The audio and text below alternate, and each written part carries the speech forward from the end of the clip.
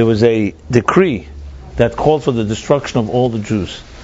And the Persian Empire, which was then in control, and Ahasuerus, the king of the Persian Empire, was the dominant superpower, as the Megillah opens up, of King Ahasuerus, who ruled and governed over 127 nations. Mahaydu Vat Kush, which means from India all the way to Ethiopia, which was the central location in those years. We're talking close to 3,000 years ago, 2,500 years ago, to be more precise, 2,400 years ago. The Persian Empire, that was the superpower. That's where the dominant civilization, at least in the Western world, was, and that was from India all the way to Africa. That's what King Ahasuerus ruled over. And all the Jews that existed on earth lived in that kingdom, in those countries, in one of those 127 nations, countries.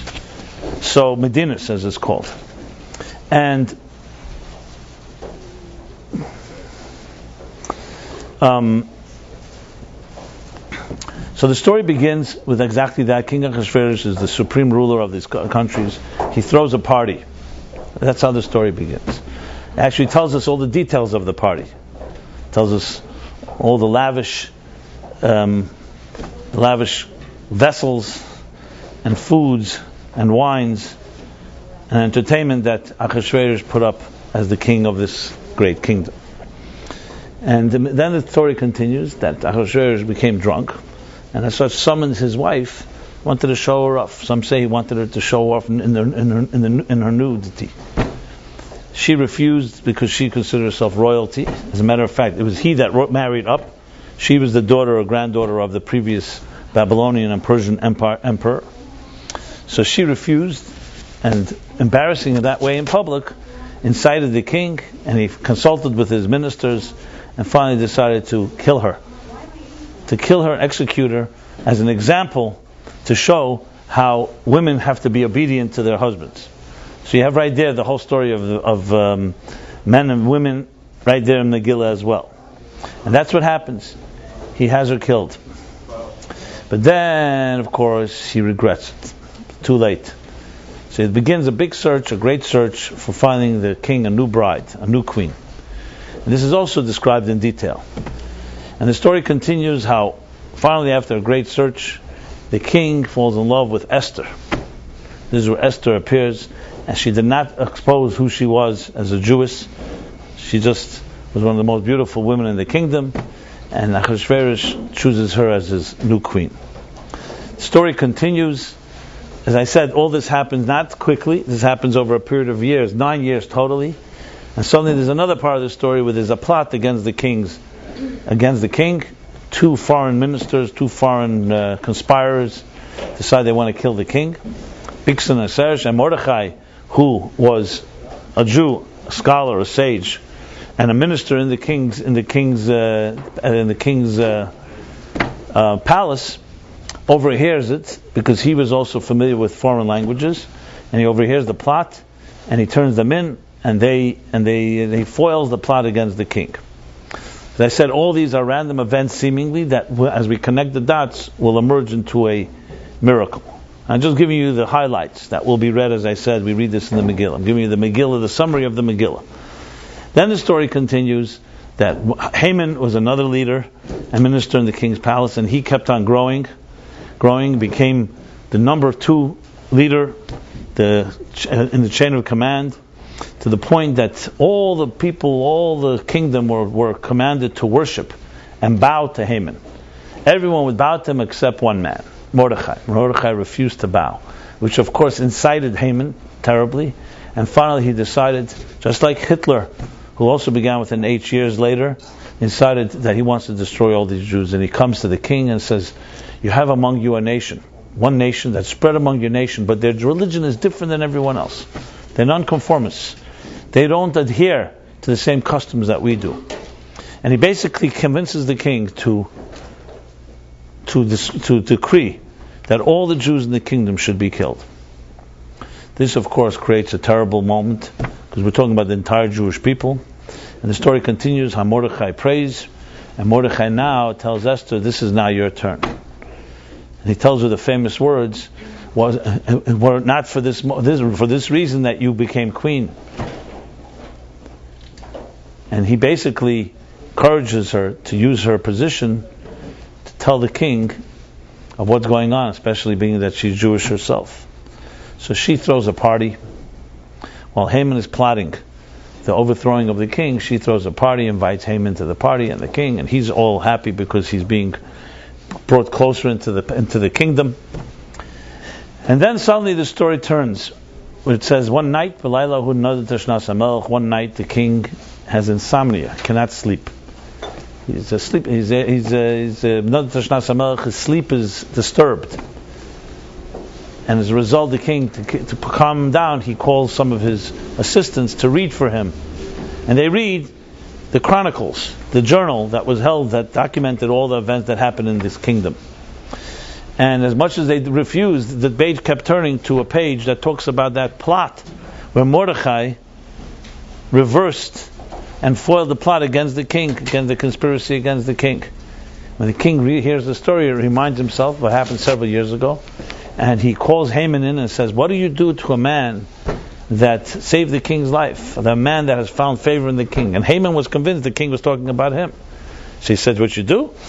You put him on the king's horse, you dress him in the king's garments, and you have someone, a minister, walk him through the streets of Shushan, which was the capital of the kingdom Shushan in Persia, old ancient Persia, and announce, here's what is done to a man, give him the glory and honor to a man that has found favor in the king's eyes. And the more he elaborates, the more the king says, that's a great idea, and do exactly what you just told me with Mordechai, which of course throws Haman into a hysteria. Mordechai is his arch enemy, and here the king is telling him to do exactly that. And that's what he does. Haman, in his embarrassed and humiliation, is walking Mordechai in the king's horse, the king's garments, through the streets, announcing that this is what the king does for someone who finds his favor. Meanwhile, Esther calls a second party, and here finally she comes and tells the king, there's a man that's close to you that has chosen to kill an entire nation, including me. At this point, Achashverosh's heart was soft to his queen, and he says, who is this man? So she says, Haman. And then the story continues, how this turns over, and he finally ends up hanging Haman on the same gallows that he was about to hang Mordechai. And the whole episode turns over. It's called V'napachu, transformed from a day of mourning, it becomes a day of joy. And this becomes Purim.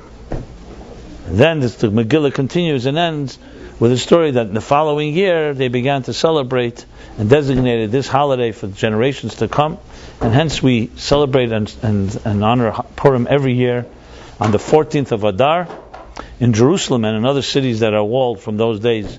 On the 15th of Adar, this year Sunday and Monday, and we honor it with the holiday of Purim. Purim actually means a word in Persian. Purim in Persian means girdle. Girdle means a lottery, because it refers to the lots that Haman threw to designate what day should they destroy all the Jews, and it fell on that day. So therefore the day is called Purim. And it's a day that transformed from genocide, it became a great day of celebration. Now, as I said, many of you may know the story, but there are many lessons within the story that are far deeper than appears and it meets the eye, naked eye, and I will discuss some of them, especially those that I have not discussed in previous years. But it goes back to what I began this class with the words that Esther comes from the word concealment. And as I said, the entire Megillah, you never find the name of God, not once. It's the only book in the whole Torah the name of God is never mentioned. Because the hand of God is concealed behind the scenes. Because what I just related, the entire episode, if you were living during those times, it was a period of 9 years, you would not even notice that anything special was happening. Here the king happens to have a party, he happens to go summon his wife, Vashti, she falls out of favor, he happens to kill her, then he happens to find a new queen, her name happens to be Esther, there happens to be a conspiracy, Mordechai overturns it, the king happens to have insomnia. One of these things did not happen, and the whole story would never have taken place.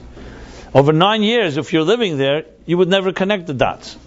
But in retrospect, when we look at it now with a bird's eye view, you see there are dots that are connected, and it all leads to not just a happy ending, a miraculous ending. So one has to wonder, and we'll begin the first simple lesson is, what kind of hidden hand and choreography is driving our own lives? We live in the moment. What do we really know? What do we know about the moments of our lives? When you're living there on the ground level, you can't really see the picture. Often, years later, we discover that I met someone somewhere at a certain point, and how that may have changed my life. As Kierkegaard writes, he says, we all live our life frontwards, but we could only understand it backwards. In other words, when you're at the end, you can look back and see the dots. So, many of the things that we complain about, many of the things we celebrate, those dots that seem to be either not positive things in our lives, or very positive things that many mysterious elements in our lives, in fact, can really be a hidden choreography, like Esther, hidden, and we're just hidden from our eyes. So one of the key messages of Purim is looking for the dots in our lives, because the dots in your life actually can tell you what your mission in life is, can tell you what your strengths are, what challenges have come your way, what your obligation, your responsibility, your calling. How else do we discover our calling if we don't look at and study, as I said, the coordinates of our lives? So the first message of Purim is to recognize that there's always a hidden hand, there's always an invisible hand behind the scenes, even if we don't see it. And it affects everything. It's called what we call Hashgacha Pratis, divine providence. Baal Shem Tov puts it this way, that every detail of life is choreographed, down to even how a leaf turns in the wind. A leaf in the wind. One little leaf. Now, how many leaves are there on this earth, and how many winds, and how many trees? And take into account all the details, literally billions, if not trillions and trillions of details. And all of it is the choreography of our personal life journey. So we could, even backwards, it's hard sometimes to see. Right now, living our lives, to see all the events that happened yesterday, before yesterday, the years before, all the way back to the beginning of early stages of our lives, not always to really able to see this bigger story. Especially, we are subjective, we've been impacted by it, so it's not easy to always understand the objective picture, and we have our own distortions and our subjectivity and our own biases and so on. However, there is such a story, and if we're able to identify some key elements, it can actually help transform how we live our lives, how we plan for the future,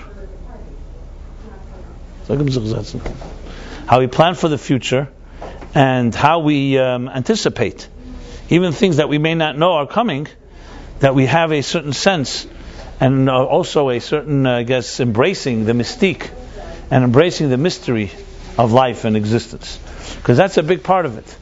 We live in a world where we're taught, or we're convinced, that the only way to really control our lives is to be in control, is to buy, to acquire, to control things. The truth is, everything that's real in life is not in our control. Things like the truth, things like happiness, love, God, soul, anything that has reality to it, that is eternal, you'll find is not in your control, because you can't buy it. You can't control what will allow it to come your way or not. What you can control is make sure that you don't have blocks and impediments that don't allow it to emerge in your life. And the fact is, we end up being our own worst enemy, precisely because we don't always embrace that mystique of life and embrace it in a way where there is a certain magic that emerges, an enchantment that emerges, not based on our own planning. The expression in Yiddish, they say, a Mensch tracht and Gott lacht. A person thinks and God laughs. In Yiddish it rhymes. It means we make our plans, and sometimes our plans don't always work out. And some people go ballistic when their plan doesn't work out, because they need control. But the people who are able to just smile and go with the flow, as they say, are the ones that are the best swimmers. Good swimmers are not people who know how to fight the current. They know how to go with the flow, how to know when to let go, and not fight when the current is against you, the tide is going against your way. Good swimmers know how to navigate. That's the key, to navigate. And navigation is not about control. Navigation is learning how to take what comes your way and have the resilience to know how to use it, either to, at that point, to not resist and not fight, or to go to, when the tide goes your way, to use it as a springboard to move forward. So it's really about navigation, as opposed to fighting for what you want or what you don't want, or against what you don't want in your life. So Esther, the name itself implies and connotes the idea of a concealed hand. But the interesting thing, like I said with Esther before, Esther, it's a double concealment. What's the significance of a double concealment? So here the plot thickens. It's difficult enough that we don't see the secret to the hidden story in our lives. The problem is there's a second concealment that conceals the first concealment. The way the Baal Shem Tov puts it, he says there are things that we are concealed, but you know at least something is hidden there. You know that you're in the dark. But what happens if there's a darkness that conceals the fact that it's dark? And you can convince yourself that it's actually light, which of course complicates matters tremendously, because now you don't even know that it's dark. You may think that you have it all clear, when in truth you don't begin to get, you're clueless. So there's a concealment that hides a concealment. In modern day psychology, you can call it denial. Denial means you don't even feel there's a problem. When you don't know there's a problem, you don't even begin to search for a solution. So some of us know there's a problem, at least. I don't know what the solution is. Some of us don't even know there's a problem. And that, of course, amplifies the problem, because, as we say, knowledge, awareness of a problem is half the cure. If a person is denial, that the point they don't even feel that there's an issue, where do you begin? They're not going to look for help. So the concealment that we live through in this world is often doubled, if not tripled, to the point we don't even know. Many people who think everything is going fine could be completely delusional when things are not fine at all. And it's maybe too painful or too uncomfortable to acknowledge that. So the solution to that is not necessarily some type of shock treatment or a jolt to the system where a person is an assault on your perspective. It always comes down to a sensitive approach, because if you see someone that's a friend of yours that doesn't even know they've got a problem, the key is not to try to just shake them out of it. You have to do it in a way where it allows a person the pride and to save face and the ability to be able to discover something on their own. Because if you challenge them, it sometimes makes things worse. So denial has its own purpose. Remember, there's a reason that we have a denial in our system, because denial, what it does is, it protects. When a person is in a very sensitive place, sometimes it's just too much of a shock, too much trauma to just accept that there's a problem. So there's a reason we go into denial. Denial is a problem when you become persistent and you continue and you just create and fabricate a whole new reality just to cover up the pain. But everyone has to have a certain element of denial, or else we wouldn't be able to survive. Certain trauma, certain challenges, death, losses that shock the system. It's important that a person have a certain minimizing the pain. But the key is to grow in a way that it does not destroy you, but allows you to slowly open your eyes. If someone's living in the dark for too long, you don't just come out into the sunlight. It'll blind the person. So you have to acclimate yourself and do this slowly. So the story of Purim captures all the above of a hidden choreography behind the scenes, of a hidden hand which is concealed, a story behind the story of all our lives, but also to the point that it can be a double concealment. But when we allow ourselves the ability to look deeper and to acknowledge that there's something deeper, that's when your story of your life begins to emerge. And I'm going to make some suggestions how we do that, but I just wanted to lay out the general story of Esther. So to go deeper, what is the enigma? Why is this an enigma? An enigma is whenever you find there's a contradiction or something that seems to be inconsistent, creates what we call an enigma, a paradox. So how many of us see ourselves as walking paradoxes? You know? Would you consider yourself a paradox? Well, we are paradoxes. Paradox means that we're full of contradictions. There are times we're convinced, our minds tell us one thing, and we do something else. Has that ever happened to you? You know that your mind is telling you this, and this is what's right, and still you do something that is contradictory. We are able to make promises and break them. Make promises to ourselves. We're filled with contradictions. We have many voices tugging at us. You can begin your day with one plan, and then something seduces you or distracts you, and you're off to something else. We're not machines. We're constantly wavering, and we have many different distractions. And there's nothing per se bad about that. You say, welcome to the club. If you think you're a paradox, that's exactly the way life is meant to be. It's meant to be a paradox. Question is whether it's out of control or not. That's another story. But that we're full of paradoxes is a common thing. The mere fact that we have a reflective mind and we have an impulsive heart, and if they're both active in your life, there has to be contradictions. They will conflict with each other. The heart tells you one thing, your mind tells you another. We have conflicts, we have different responsibilities. You have responsibilities at work, you have responsibilities at home. You only have 24 hours in the day. Everyone's competing for your time. So there's going to be constant conflicts and tensions that drive us in different directions. Then many of us have, let's talk a step deeper, go into your own psyche and your childhood. We all have more or less different complex relationships with our family members. And hopefully nobody has any complex, but there's always complexities. Our parents wield a lot of power over us when we're young and impressionable. That power continues to linger as we grow older. What do you do with that? Are you conforming? Are you able to be yourself? Do you even know what yourself is, what your own voice is? So the list goes on with a whole bunch of different forces at work. What is your voice? Do we know who we are outside and independent of society, family, our education? How much are we just following along a certain herd mentality because others have written that script and it's more comfortable or easier to follow that? Just questioning that is also a source of conflict or tension.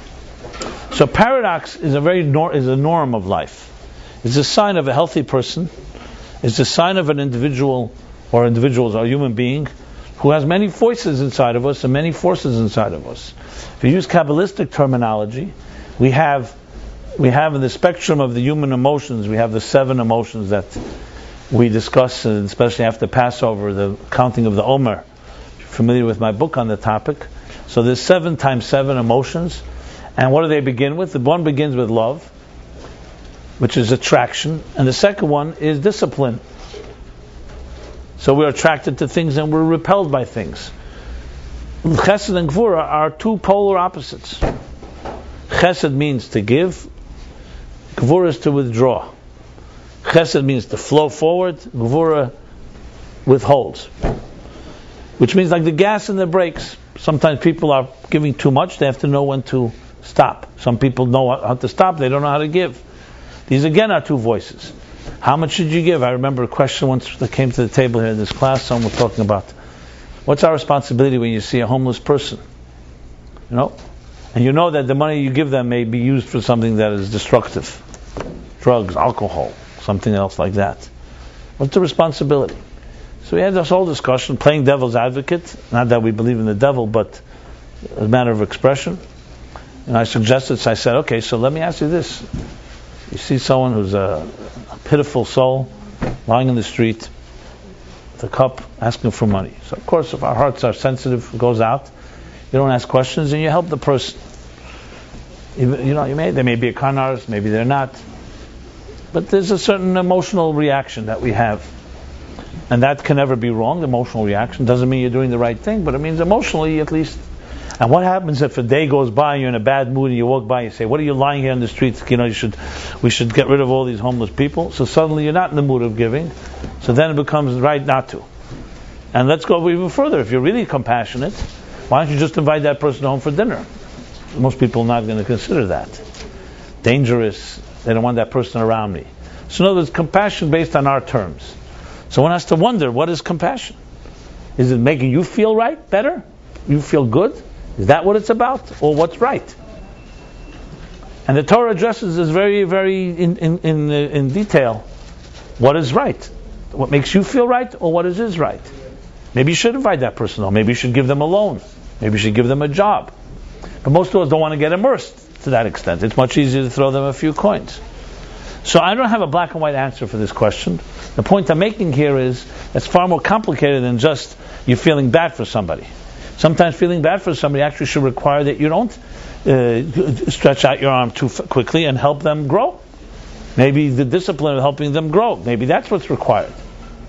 So basically, Chesed and Gvura are just an example of 2 different forces, and both are necessary. It really is a balance. That's what we need to find. The same thing is Netzach and Hod. Netzach is drive, ambition, endurance. And hoid is yielding. When do you stand strong with your position? When do you yield? This is a big question in relationships, in personal disagreements, in many areas. When is yielding right and when is not yielding? Some people will show you that in certain situations, if you yield, it's a sign of weakness. Some people will say standing strong is a sign of weakness, and being obstinate, and maybe you should be more flexible. Again, these are just questions that many voices. So these are paradoxical challenges that we have all the time. So what is paradox fundamentally? I'll soon get to it in the root of it as it's discussed in the mystical teachings. A paradox fundamentally is when two forces are at work that don't jive, that are not aligned with each other. So it creates a certain type of tension, which per se, as we shall soon see, is not necessarily a bad thing. It gets complicated and far worse when the tension turns into anxiety and turns into a debilitating or a demoralizing force. But tension is the secret actually to all energy. Tension is what creates movement. Tension is what creates any positive, powerful force as a result of some tension. But we'll get back to that soon. So the idea of an enigma or a paradox is essentially two forces that are not at odds with each other, and therefore it creates a certain inconsistency. They're not aligned. So we could basically say as soon as you have two human beings on earth, you already have a type of paradox, because two people don't have the same opinion. We're not clones of each other. So is diversity a bad thing? Even if diversity can lead to divisiveness, diversity, one clearly could argue, and in the case is so, that diversity is a healthy thing. It would be like saying that all musical notes in a composition should sound the same way. What makes it music is precisely because it's diverse, and combined in the right harmony, it creates beautiful music. One musical note can only be a nice sound at best. One color can only be a nice color. But beauty is harmony within diversity, precisely where there's room for dissent and dissonance. And divisiveness, when you're able to combine different forces and all aligned in a certain direction, then you have beauty, then you have harmony. Take the human body, take nature, all forces that are extremely opposite of one another. No one would ever imagine, if you did not know how it works in the one body, that the circulatory system and the nervous system and the muscular system and the neurological system, they all work in different rules. They're fed, they're nourished in different ways. Some have to close down for another one to function. And yet when they come together in a healthy organism, they create unbelievable beauty.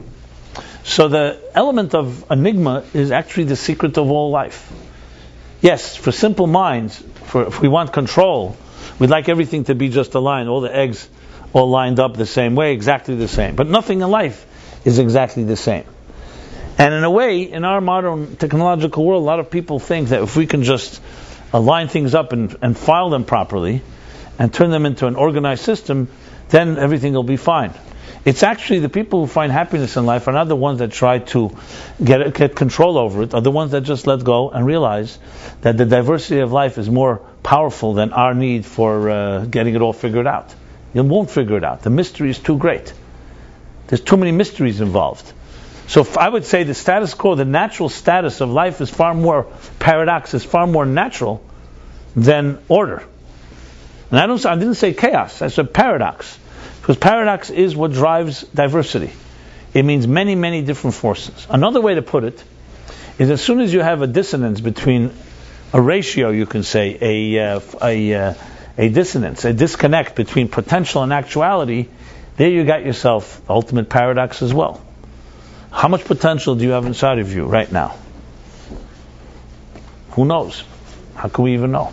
How much of your potential has been actualized? You can also equally not answer. If you don't know what potential you have, how could you know how much percentage has been actualized? You can know what you've done, but you don't know how much more there is to be done. So right there you have yourself a mystery that you'll probably never solve in your life. Resolve. How much potential do you have? Instead, what we do is we try to succeed in the areas that we have familiarity with, but most of ourselves remains a mystery. So the story of Esther and her name actually is the story of each one of us. We are walking enigmas. We are walking concealed entities. What we have inside is concealed. And to the point, sometimes doubly concealed. Concealed to the extent you don't even know that you don't know. So there are people that know that they don't know, and there are people that don't even know that they don't know. And that is the ultimate concealment. But to explain it now in the context of, you mind opening the window maybe there? The second one, the other one.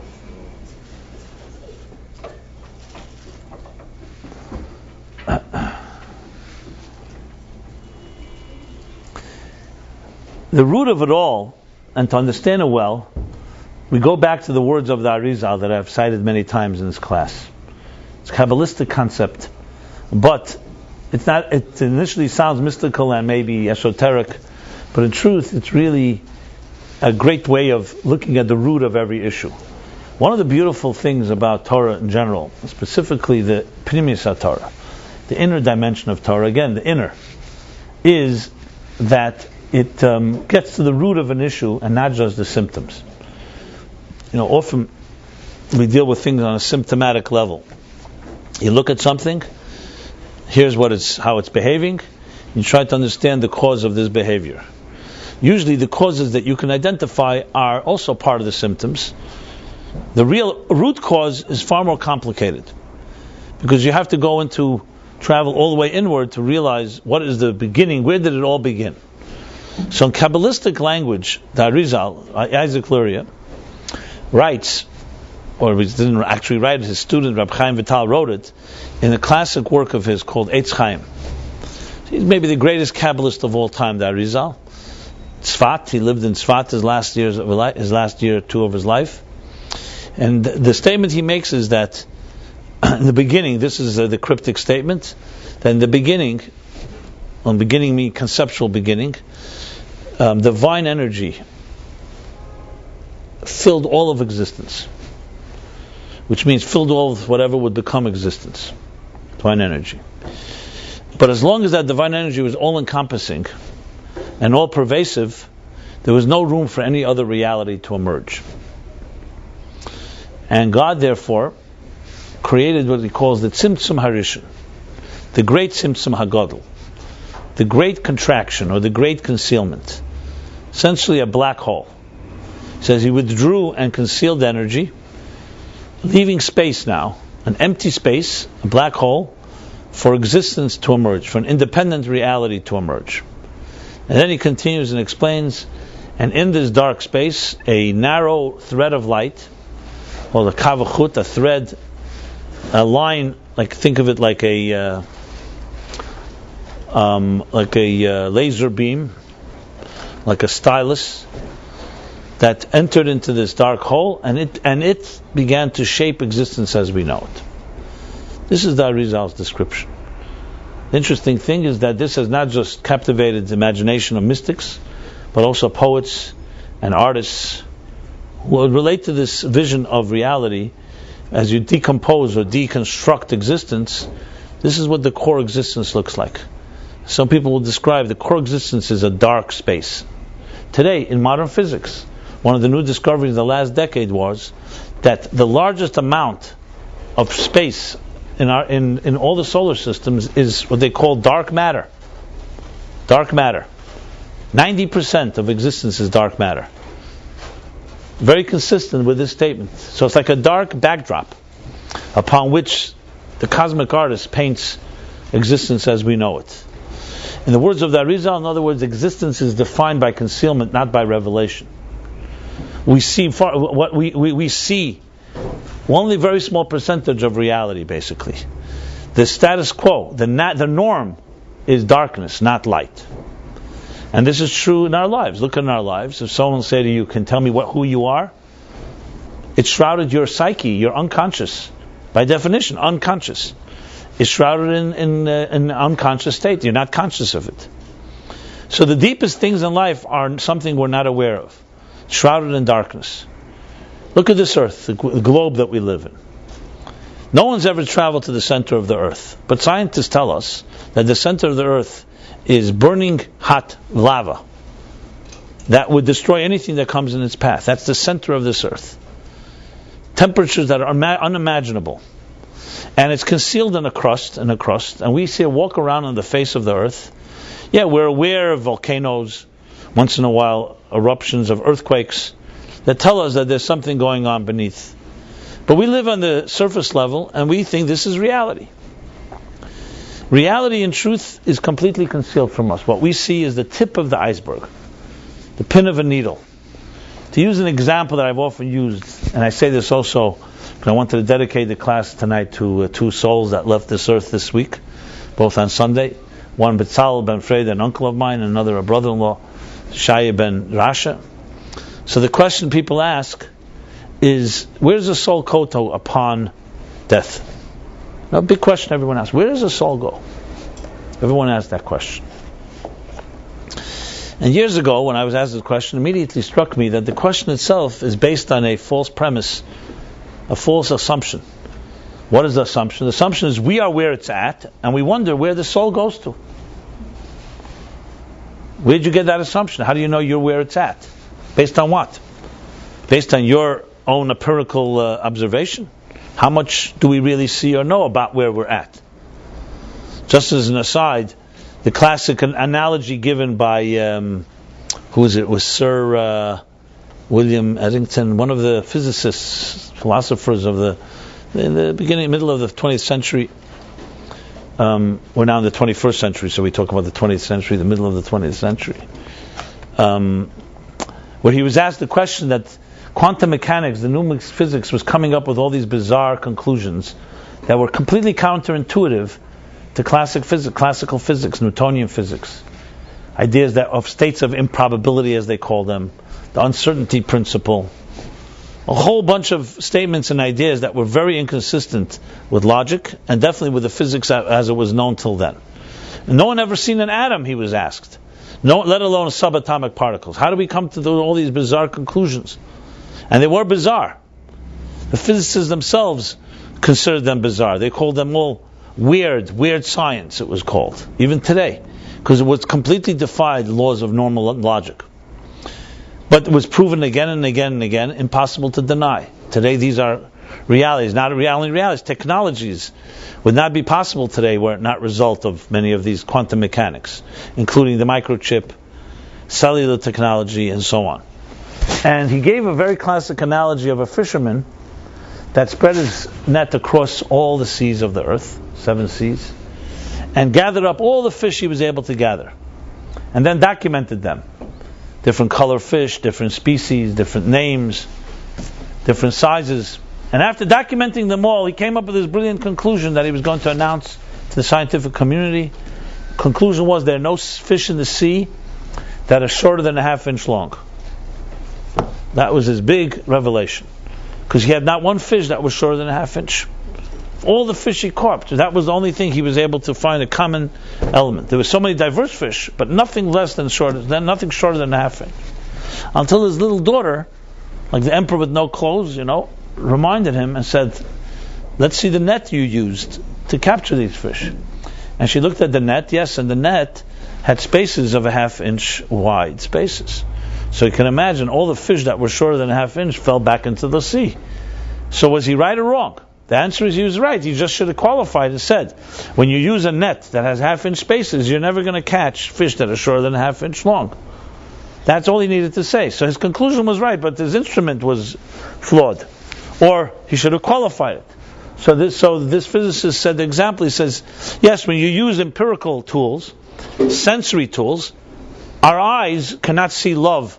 Does that mean there's no love? Our eyes can't see ideas either. So eyes, ears, taste, touch, and smell are tools that are, let's say, a half-inch wide. They see things that are half-inch or larger or smaller. Then there are realities in life that those tools won't work. You need other tools. You need a microscope or a telescope. And then there are realities that even those instruments won't work, and you need a different type of instrument. So it's not that because you can't see doesn't mean that it's not there. It means what instruments are you carrying? So to go back to the question, where does the soul go to? I'm where it's at. What instruments are you using to determine where a soul goes to? So I always answer the question with a somewhat of a weird, or what do you want to call, bizarre or ridiculous. Ridiculous is the best word. Analogy. Imagine an imaginary dialogue between a refrigerator and electricity. And the refrigerator arrogantly says to the electricity, where do you go after they pull the plug? Where do you go? And the electricity, of course, responds to the refrigerator. What do you mean, where I go? What kind of chutzpah? What nerve do you have to ask me this question? I was always around. I go back to where I always was, unconfined by your little box. They just invented you a few years ago. You refrigerate food, and now you think you're the center of the universe. And you ask where I go? I go back to a place that transcends time and space, that is not confined in a box. And you'll never understand it because all you know is your little box. And anyone who hears this response, even whether a believer or non-believer, immediately, of course, that's exactly the same question. Where does the soul go to upon death? Where was the soul before it came here? We're a little box on earth. We have a small perspective on time and space, and we think this is it. The soul simply goes back to where the souls are. No different than electricity. It goes back to where electricity is. It doesn't actually go back. It just ceases to be confined in the terms and in time and space as we know it. That's really the issue at hand. So with that said, it makes you think, okay, so how much do we really know about anything? What do we know? Now, this is not dismissing all the human mind and brain and all the innovations and all the scientific breakthroughs and medical and so on and so forth, and all that human beings from beginning of time have innovated. It just tells us that everything we've done is all within the box. And whatever we know, there's a far more that's concealed. And there's nothing wrong with that. As a matter of fact, it's the driving mystery that really allows human innovation by realizing that innovation comes from a far greater mysterious place than we can imagine. Where do ideas come from? Einstein writes about his own ideas. He says, I have no idea where they came from. Sitting, a thought comes into your mind, a dream, an imagination. Imagine something crazy, and then suddenly it gives you an idea, and that idea can be a new theory. That alone, just that process is a mysterious process. But we, either it's due to our insecurity, I'm not really sure how to identify it, or it's due to our own narrow space, or maybe our pride, we think we've got to be right. We think we need control. So we think we need control, we need to understand, I own these ideas. We don't own any ideas, because these ideas are just a little figment, a little, as I said, tip of the iceberg of far greater reality. So one word, Esther, tells you that whole story. It tells you most of it is concealed. And not only is it concealed, it conceals the fact that it's concealed, which is even more humbling. And that's not meant to knock us, it's meant to give us a true picture of reality. I would rather someone have told me that there's a mystery, a mystique to existence, and someone tells me you can figure it all out. Who is it that said, someone sent me an email recently, I don't know, was it Rab Nachman or one of the people that said, I'd rather not understand God than have a God that thinks like me. Would most of you concur with that? You know? Now this is even with our egos and even with our confidence and thinking we're great thinkers. I think still we'd rather have a God that's mysterious than a God that thinks like me. You know? Like when someone says, what would you do if you were God? You'd do exactly what God did. If you were God, you'd be God. You wouldn't be you. But that type of letting go, that type of what's called celebration of our vulnerability is terrifying to us because we're little children that are fearful. That's what it comes down to. No doubt that if you grew up in a home and your parents gave you confidence that you can take on anything and that you had no fear, what would be the problem? Why should life not be mysterious? What's wrong with the mystery? Mystery is terrifying for people who are afraid of losing control. But you look at little children, they're complete explorers. Everything for them is mystique. Everything. And they just grab it at the opportunity, and that's how life is. They see everything as magical. They can just take a little nothing that we just dismiss and just study it for hours and hours. The problem becomes when we adults teach them to become like us. So what happens is the mystery is lost. I heard that talk, I don't know if any of you heard the TED talk from this British psychologist, educational psychologist. Brilliant talk. And I just was thinking about it, how it applies to the Jewish world. But basically he makes the case, like one of these 17-minute talks, which I know, the 7-second attention span of our times, but seemingly 17 minutes seems to work for some reason.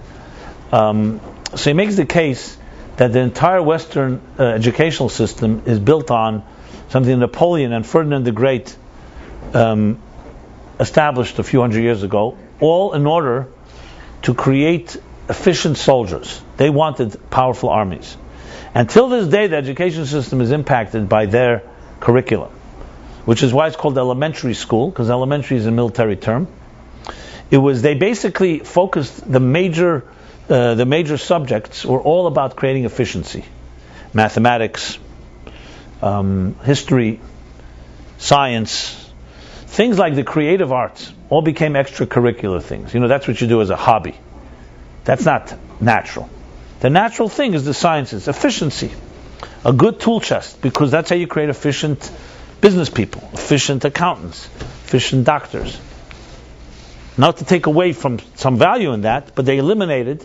What he says is that children are naturally artists, are naturally creative, they're natural dreamers, and their natural imagination. That's what they use most, before they learn any tool chest. And what we do is we turn them into technicians and tell them that imagination and dreaming and fantasizing is not realistic. Now, obviously, you need a combination, but he makes a very interesting case. And the truth is, in Judaism, you have two parts of the Torah. You have the inner Torah, you have the outer Torah. The outer Torah is mechanical. It's the mechanics. What Shabbos is, when it begins, what are the laws of Shabbos, what are you supposed to do, what are you not allowed to do, 39 types of work not to do. And those 39 break down into detail. It's detail after detail of mechanics. Then there's the Primis HaTorah that the Zohar calls the soul of the Torah. The soul of the Torah is about creativity, about spirit, about the energy within, not the mechanics alone. Mechanics alone is like a body without a soul. Given a spirit, or the soul of something is a soul without a body. We live in a material world. We need both. And unfortunately we find this dichotomy, you have either one or the other. You don't find many people who have really mastered a good combination of both. Purim is the story of the inside story, the story of the soul within our lives. And that's why it begins with this Megillah Esther. Megillah means a scroll. A scroll, if you want to say a mysterious scroll, you can call Megillah Esther. A secretive scroll, because Esther comes from the word Haster. A scroll that's concealed, which is really the story of our lives. Our lives is a scroll that's concealed. Not just at the moment we were born, we had no idea what our life is going to unfold into, but also today. What comes tomorrow? Where is the bigger picture emerging? We may have little glimpses of it here and there, but hardly do we know the entire picture. And actually the goal is not necessarily to know the entire picture. It's to know that you don't know the entire picture. That's already the beginning. And then when you do that, you suddenly realize that there are dots that when you connect them, a bigger picture does emerge. And it's a miraculous picture. It's one story of redemption. The problem is we become our own worst enemy because we try to control. We try to control the dots. We try to control what is going on because it makes us feel secure. The truth is it doesn't do anything about security. It just gives you the illusion that you right now feel like you're on top of things. And the story of Esther is really understanding and appreciating, celebrating that vulnerability, celebrating that mystique, and celebrating the power that it contains. And it's actually quite freeing to know that. One of the things we say, Ein simcha ka'ataras hasfekus. It means there's no joy as the one of resolving doubts. You've ever had a doubt, like, and you're toying with it back and forth, back and forth, back and forth. And then one morning you wake up and say, I got it. There's a certain deep, profound contentment, satisfaction in that. Because you're no longer plagued by doubt. Even if you went one direction that maybe you weren't so happy with, but the clarity, at least now I can put it to rest, and let's move on. But doubts have that ability to create this. It's like a poison. It's a poison that poisons our clarity. What does it do? It paralyzes you. Doubt paralyzes a person. Clarity, even if it's no or yes, creates a certain freeing. But there's something even greater than resolving doubts. And that is embracing the mystique of something. It's also a resolution. Imagine you come to discover that certain questions will not be answered. No matter what you do, they will never be answered in your life. And all you can do is make a choice based on what you know and live with it. and be at peace with the fact you will not get an answer to this mysterious question. That too is a very powerful, peaceful place, because instead of expending so much energy on something you're not going to get an answer to, you're suddenly able to just enjoy the experience for what it is, and then you realize certain things emerge. Love, by the way, is one of the key things that benefit from this type of approach. Obviously, we do whatever is possible to find a person, a mate, a soulmate in our lives, partner.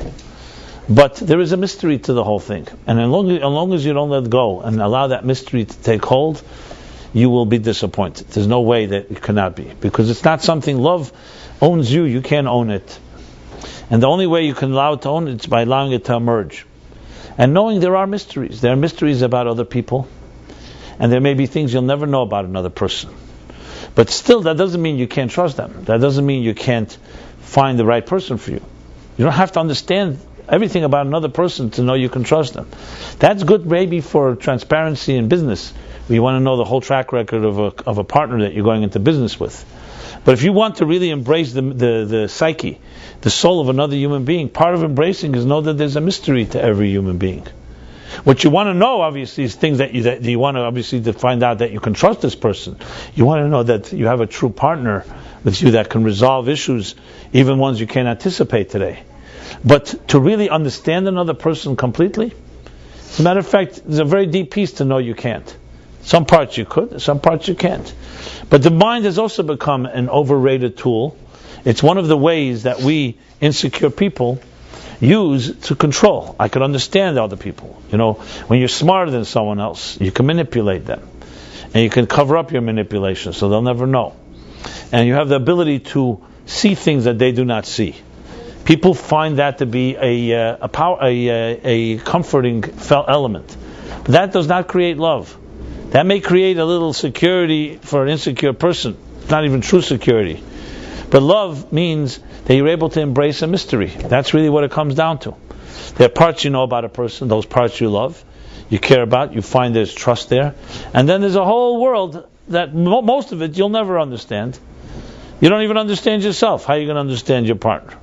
If you want to put it that way. Really understand ourselves. But we also think we understand ourselves because, again, going back to the Tzimtzum, we think we know more than we really do. When we know very little, what do we know about our souls? What do we know about our psyches? I mean, you don't need life and death to realize the mystery. But what is the force that gives us life? What is lurking behind the conscious mind? Do we really know? So smart people understand there's something there, but the smartest people of all realize that what they don't know is perfectly fine. That's also part of intelligence, is to know there's a whole dimension that's fundamentally unknowable. Which is why on Purim, actually, one of the mitzvahs is Adela Yada, to come to a place beyond knowing, a place where you really transcend knowledge. This doesn't mean a place of letting go and being stupid and suspending your intelligence. It doesn't mean faith. It means to know the unknowable. So there's an expression that says, "Tachas ha'idiyah shalei neda." The ultimate knowing is to know that you don't know. But that is the literal interpretation. There's a deeper interpretation, and that is to know that which you don't know. Not to know that you don't know, but to know the unknowable. So you'll say, how is that possible? That sounds like a contradiction. You want a paradox? That's a paradox, right?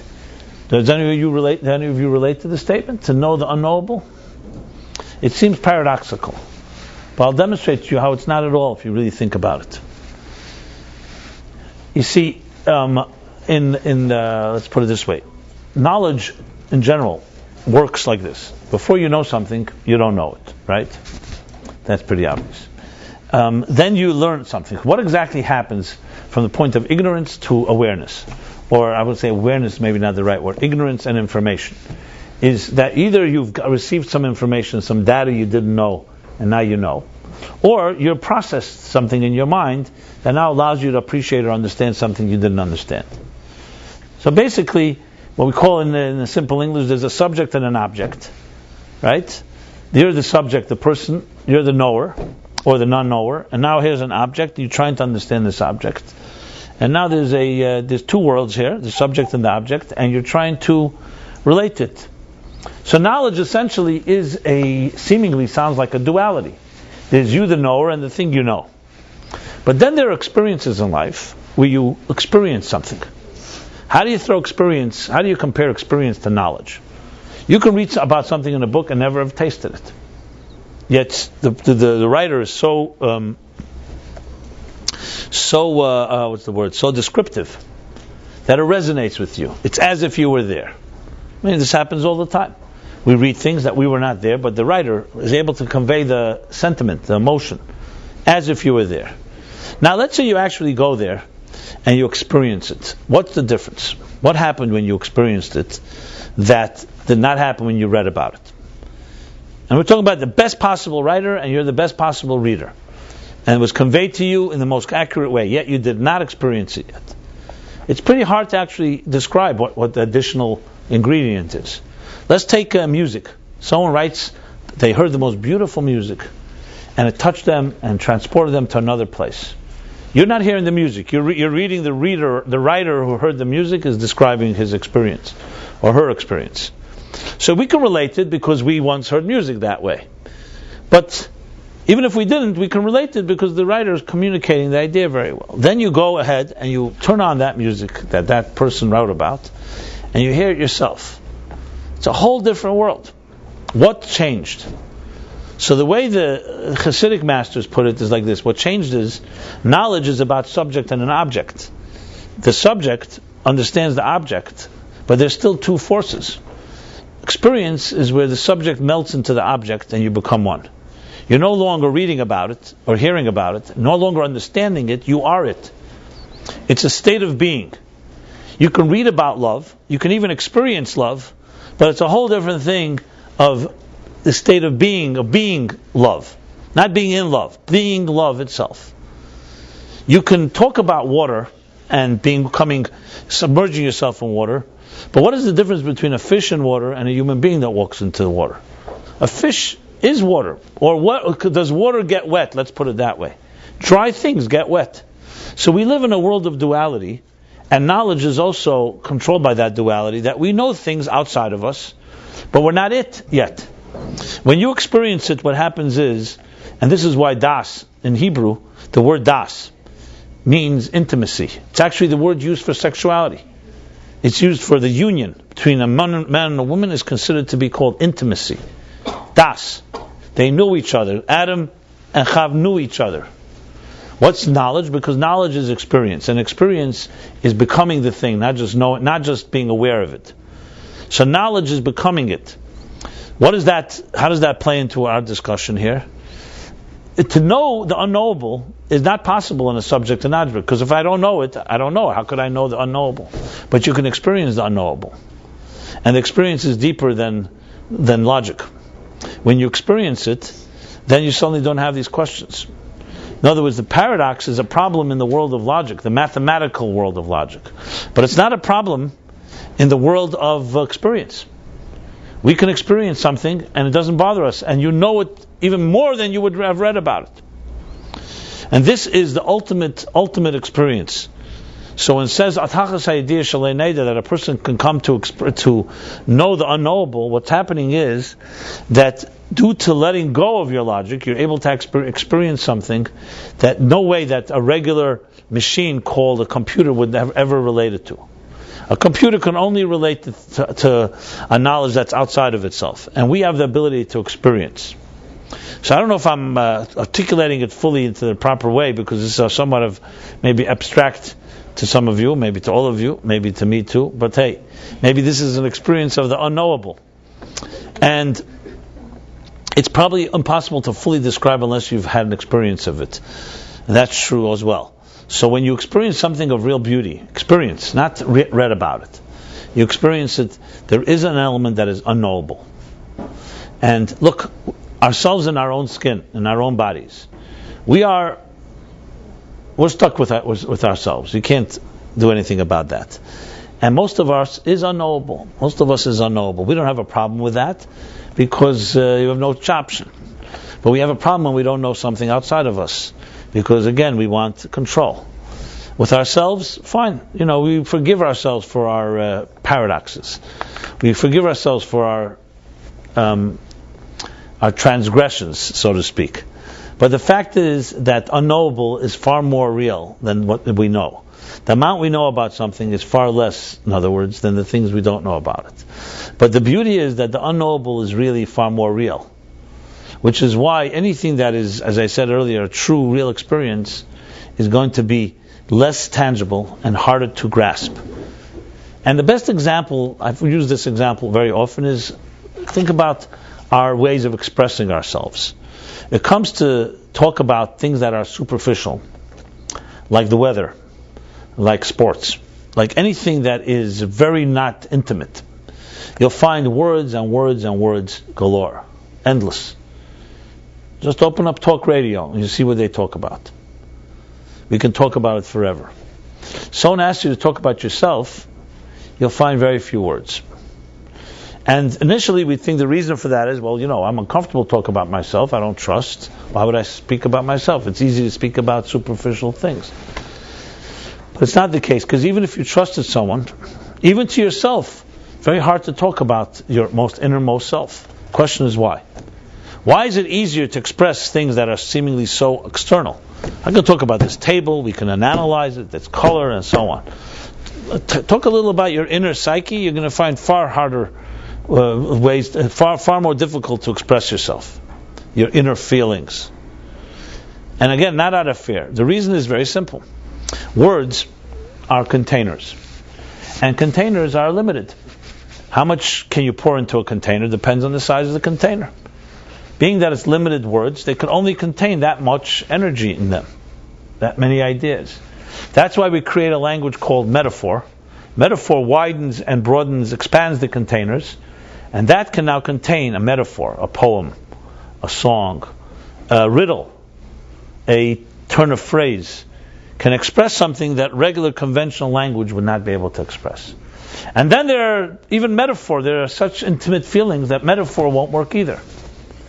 And then we need sometimes just a word.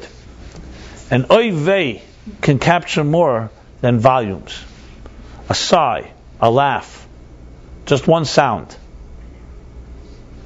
And then, to go even further, there are such intimate feelings that even a sound won't work. It's total silence. In the painful side, people who are terrible shock, of terrible trauma, that moment they can't even cry. A cry is too much. Because the intensity of the feeling is so much that nothing can contain it. There's no expression. When you begin to express, you're already showing that there's the energy has somewhat subsided. The same thing in the positive way. The deepest experiences really have no expression. Now, we still try to express the inexpressible, and the fact is actually we can. But you first have to let go of the power of expression, and then you can come back and tell about it. If you think you can just, I'm just going to express the inexpressible, it doesn't work that way. You need a whole different type of experience. When Moses says to God, I want to see your face, God says, no man can see my face and live. And God says, I will show you my back, but my face I will not let you, but my face you will not see. So question is asked, 3 questions are asked. Why does God have to rub it in? He already told him no man can see my face and live. He has to say, okay, I'll show you my back, which means only a reflection of me, not my real essence, my core. He doesn't have to add, my face you won't see. He already said that. Secondly, Moses was a wise man. He didn't understand you can't see God's face and live. If you see God's face, you are God.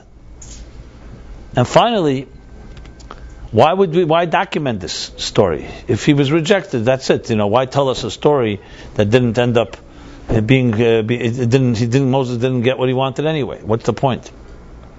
So the way the last verse is really interpreted is unbelievable interpretation. It goes like this: God said to Moses, "I'll show you my back and my face, but my face you'll see by not looking at it." That's the way it's meant to be read. There are things we can see directly, and there are things we can only see indirectly. There are things, the only way you can own it is if you let go. And there are other things you can own if you hold on to. The intimate, the deepest, is the only way to go there is by letting go completely. And when you do, you can know the unknowable.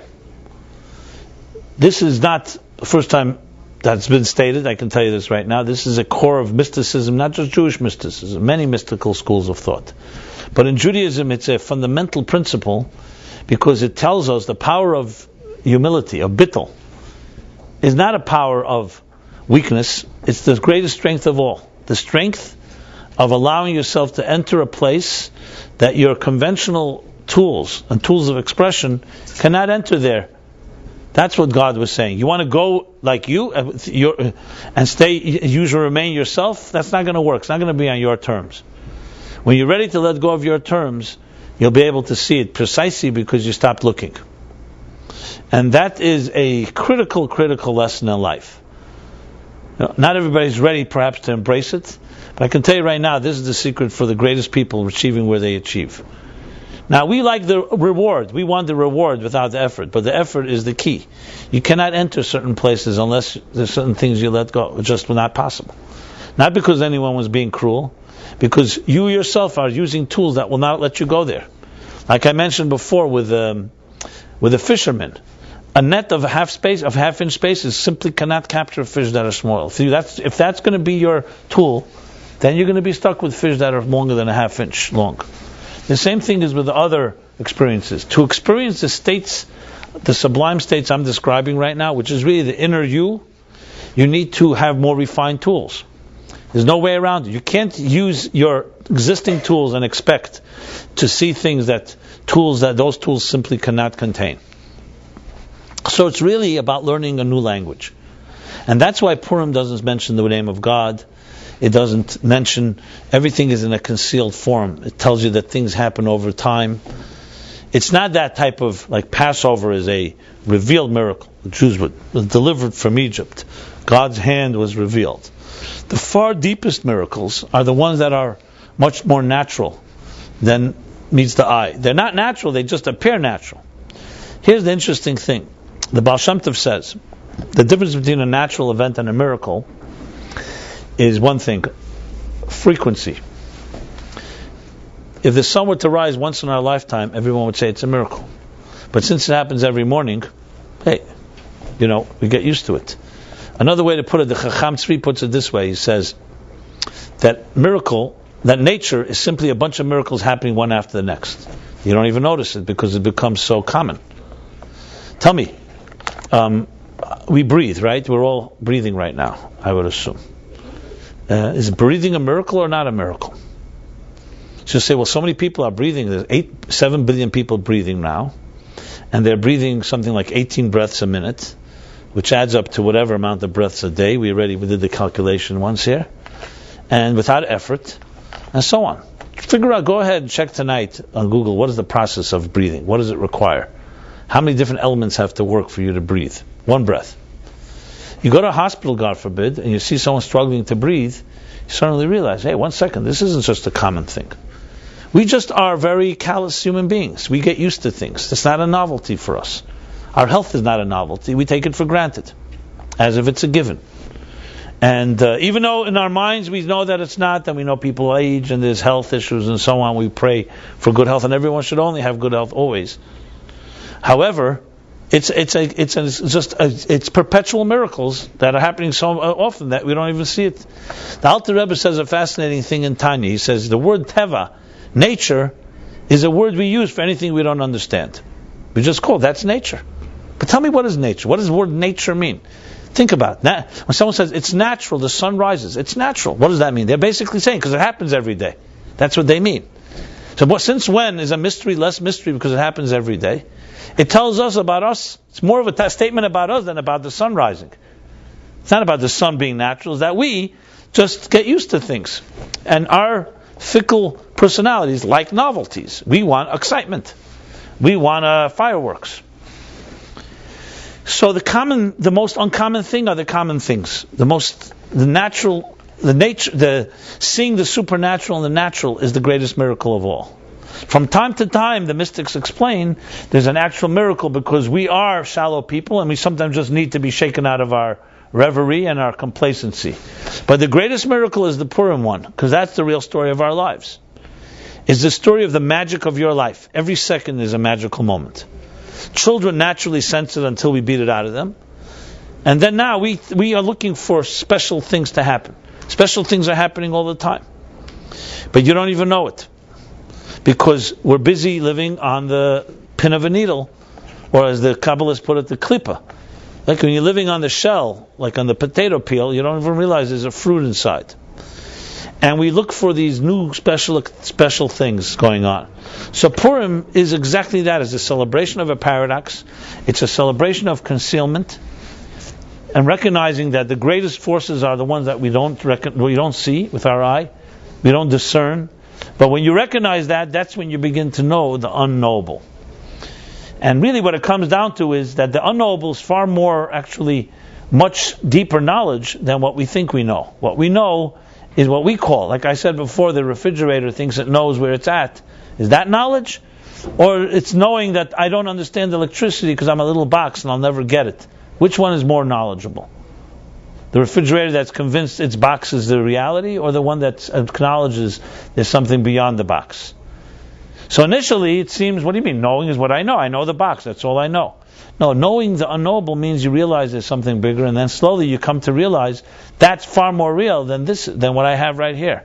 And at some point that becomes far more reality, and what you thought you knew is not real knowledge. It's somewhat, you could say, maybe limited knowledge.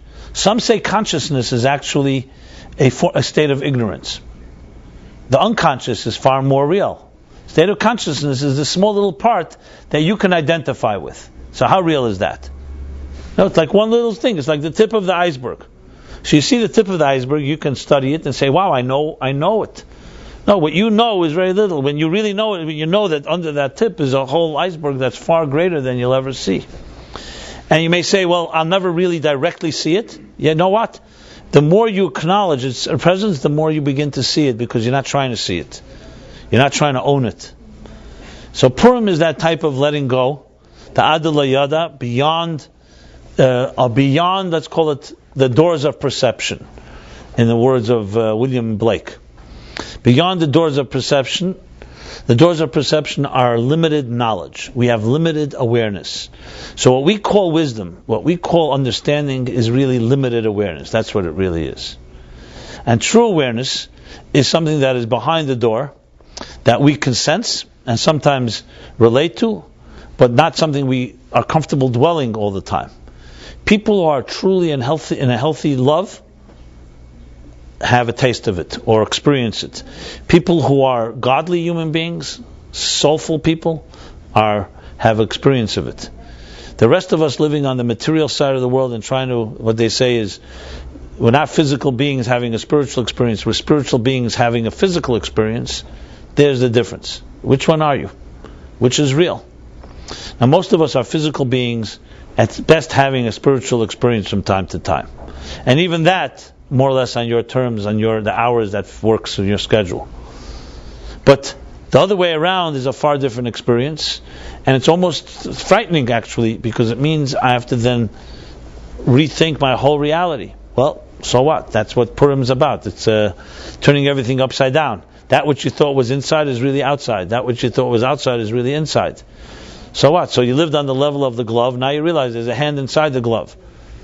The fact that we convinced ourselves that the glove is more important than the hand is our own limited perception.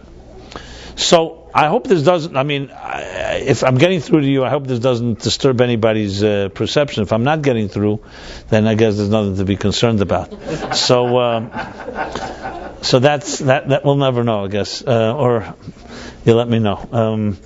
But I know when I first heard or studied these matters, it's very exhilarating to me, because it resonated. Though I didn't get it, it resonated, and it was far more appealing because it sounded much more real. But at the same time, I could see very well it could be very disruptive in a way if you really relate to it, because then you start saying to yourself, so everything I do, and I thought I'm invested in, all the things I think are so important, happen to maybe be completely insignificant. If you come to that conclusion, I can tell you you're in the right direction, you're going in the right direction. But there's a price to pay, and the beautiful thing to say is this, that the price does not mean you have to suddenly transform everything. This doesn't mean you suddenly have to throw out everything you know and start from scratch. This can be done step by step, and it should be done step by step. And the point, however, is that you have to be ready to go on the journey. Now, we all have tastes in our experiences in life that have, as I said, a glimpse of this type of reality. These are magical moments. These are moments when we fell in love, moments when we may have had a child, moments of other really awesome, humbling experiences. I'm not talking about anything that made you bigger and greater in your own eyes. I mean the opposite. Where you stood in awe of something that's beyond you. Those are glimpses. But to be able to maintain a life that is in constant awe is a whole different story. And it's something that really is absolutely doable, but it requires a rethinking, actually a realigning, not just defragmentation, but like erasing your hard drive and starting fresh. But as I said, it can be done step by step by step. It doesn't have to be done overnight. So Purim is an opportunity that allows us to recognize that there is Esther, concealment, and concealment within concealment. And in turn, that itself is the first step of the sense of truth.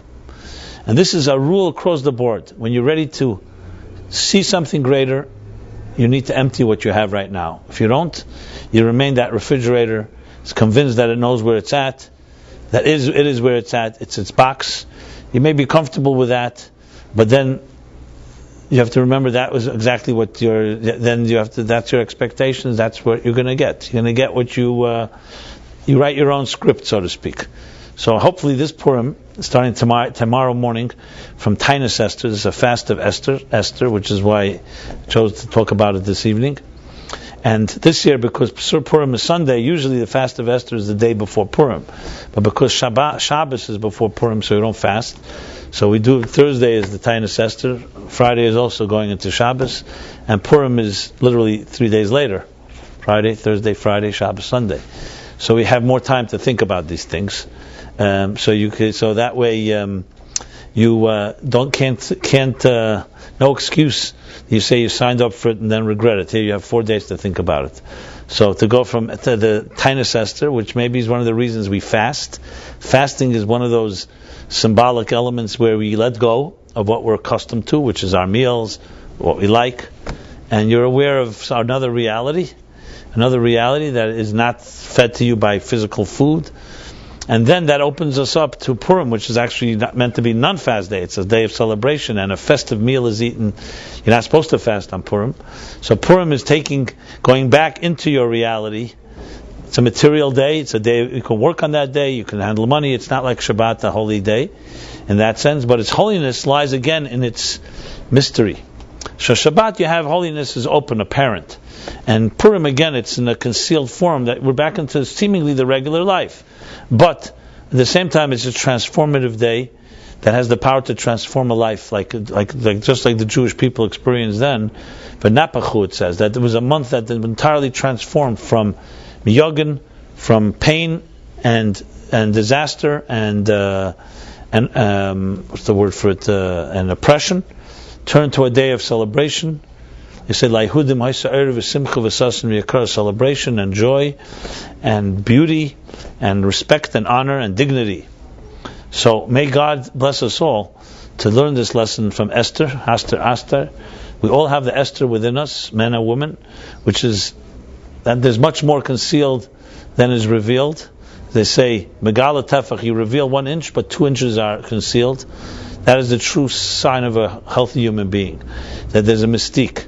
So it's true, there's a feminine mystique compared to a flower. Every petal you open up, there's other petals beneath it. But there's also a masculine mystique. Hopefully some can embrace that as well. And that is that there is a mystery to the human psyche. But mystery should not frighten us, because mystery doesn't mean as a mystery like, a detective story, a mystery that I don't know the answer to, let me find out the answer. No, a mystery means embracing that the limited tools of our knowledge are not the final arbiter and decision maker of what is reality. That's what it comes down to. And embracing that is really embracing God and embracing truth. So as I said, may we all be blessed to have the strength and courage to free ourselves from our fears and insecurities and all the other reasons we need to hoard and hold on to for our dear lives, to our defense mechanisms. or we may call them offensive mechanisms, but at the end of the day, they're just protectors, and actually experience something beyond that you've ever experienced. So that's my blessing to everyone here. May it be a Purim that is liberating in that way. And then we can compare notes next Wednesday about how we've done.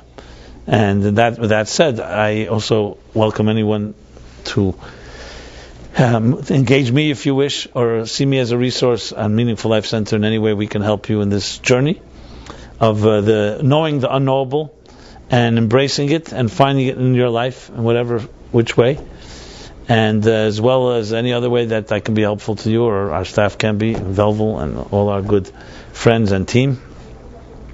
And finally, I want to wish everyone, of course, a happy Purim this Sunday, and hopefully you can find a place to hear the Megillah on Saturday night and Sunday morning, as well as the other mitzvot, which is to send several gifts, food gifts to friends and colleagues, and charity matanos lavyanim, and of course partake in a festive meal. If anybody needs assistance in any of these matters, again, let us know. We hopefully can help you.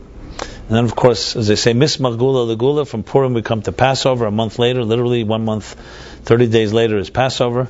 So we Jews always have one holiday coming right after the other. So that has its own message, which we'll address. Now we don't mix Simcha with Simcha. Ein Ma'arvim Simcha b'Simcha. This is now the Purim celebration, and then we'll discuss the Passover one when the time comes. Yes, and Philip, my dear friend Philip and colleague, will be giving his class tomorrow night, Thursday night, 7 p.m. If you want more information, contact us or our office, Velvel, right? And again, I want to say these classes in honor of two special souls that went back to their place beyond time and space as we know it, beyond our box here, which is sad because we wanted to be connected, the box, with beyond the box, but at the same time, the reality is souls are with us no matter what. So this is the spirit and merit, as I said, of my uncle, my father's younger brother, Betzalel ben Freda, and my dear brother-in-law, Yeshaya ben Rasha. And all of us should only celebrate good occasions, souls within bodies, but not forget that the box is not where it's at, and remember that it's the transcendent spirit that is reality, even as we are here on this earth. And ultimately is the fusion of the expressing the inexpressible and connecting the transcendent with the immanent. Thank you very much, everyone.